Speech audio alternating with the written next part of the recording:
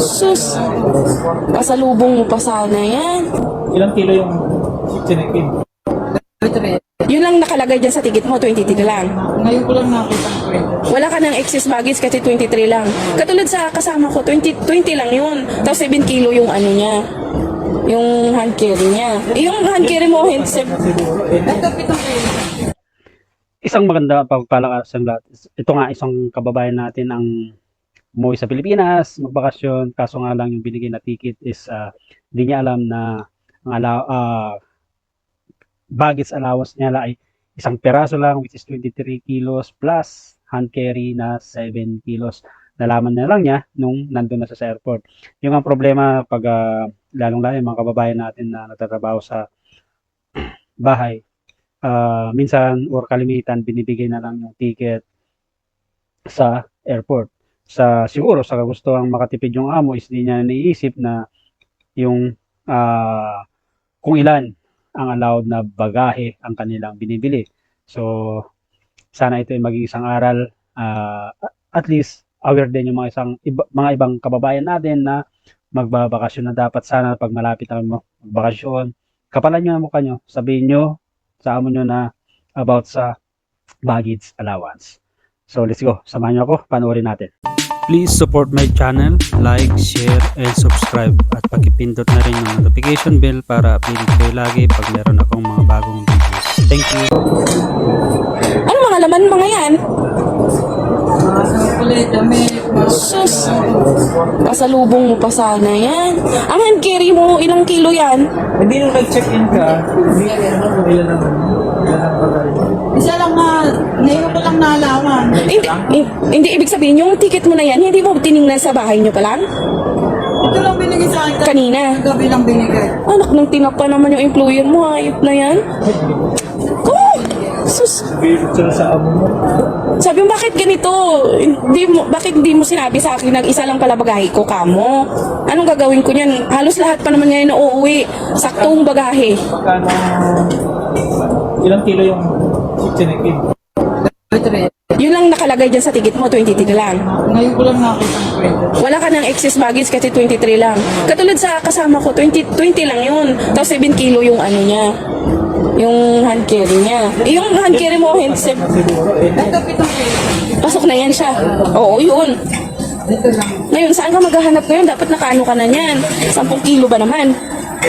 So, yan sobrang of course sad, nakakalungkot kay kabayan na hindi niya nadala yung kanyang bagahe, which is dapat sana ito ay kanyang madala kasi nga yan magiging pasalubong niya sana. So sana ito ay maging isang awareness, paalala sa mga kapwa nating OFW na kung sila ay magbabakasyon, kapag binigay sa iyo yung ticket, tingnan nyo kung ilan yung baggage allowance nyo. Kung dalawang peraso, isang peraso lang plus hand carry. Kasi nga pag nasa airport na kayo, mahirap na yan. Kung ano yung nakalagay sa yung ticket, yan ang i-allowed na iyong madadala. So, minsan, yung employer siguro, di niya rin alam na ganun nga yung kalakaran sa ticket, baggage allowance. Siguro sa gustong makamura lang ni employer din, minsan, dahil di niya alam, basta makakuha ng ticket ay sige lang. So, ito ay para sa mga kapwa nating OFW, lalo na nagtatrabaho sa bahay, na pag malapit ang magbakasyon, kapalan nyo na yung mukha nyo, sabihin nyo sa employer nyo na, Madam, Sir, pauwi na ako, so magbabakasyon ako, sana yung kunin yung ticket ay yung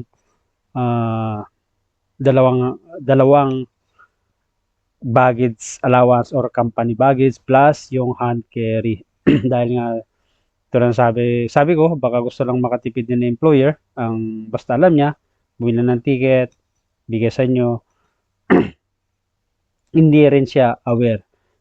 Pero meron din yung mga employers na alam din nila yung ganito na sitwasyon na, of course, kapag nasa airport ka na, kung ilan talaga yung nasa ticket, nakalagay, yun lang ang i-allowed sa inyong pag-check-in. So, sa gandang sitwasyon, mahirap.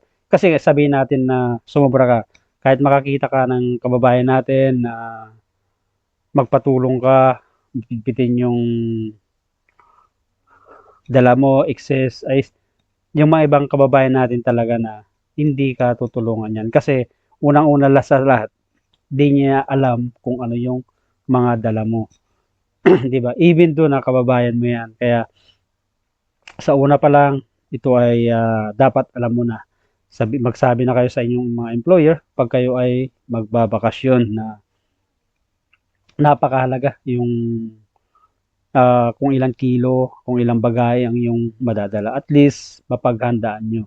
So, sana yung mga kababayan natin na ganito rin sitwasyon, lalong-lalo na sa bahay na nagtatrabaho. Kasi, minsan malimit, ihatid ka sa airport, at the same time, doon na lang ibibigay yung ticket mo, passport, di ba?